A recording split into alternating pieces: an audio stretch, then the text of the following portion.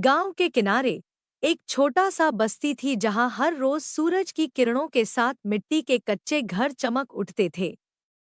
उसी बस्ती में रहने वाला मोहन एक साधारण मिट्टी के बर्तन बनाने वाला कारीगर था।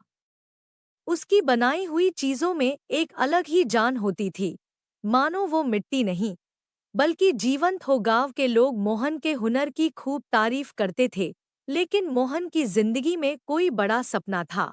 मोहन ने सुना था कि शहर में लोग उसकी कारीगरी को पहचान दिला सकते हैं। एक दिन उसने अपना सामान बांधा और शहर की ओर चल पड़ा। बड़े शहर की चकाचौंध और भागदौड़ में मोहन को अपनी जगह बनाना आसान नहीं था। दिन भर मेहनत करने के बाद भी लोग उसकी बनाई चीजों को तुच्छ समझते थे।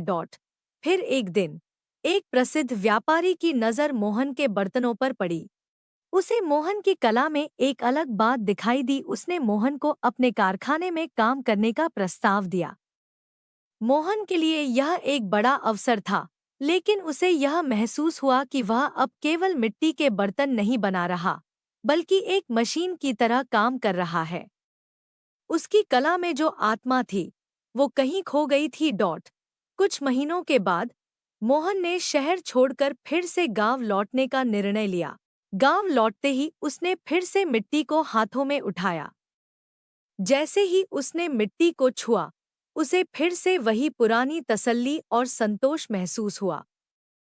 वो समझ गया कि असली कला मशीनों के बीच नहीं, बल्कि उस मिट्टी में है, जिसमें उसका दिल और जान बसते हैं। मोहन ने अब फिर से अपने गांव में बर्तन बनाने शुरू किए, और इस बार वो पहले से भी ज्यादा खुश था।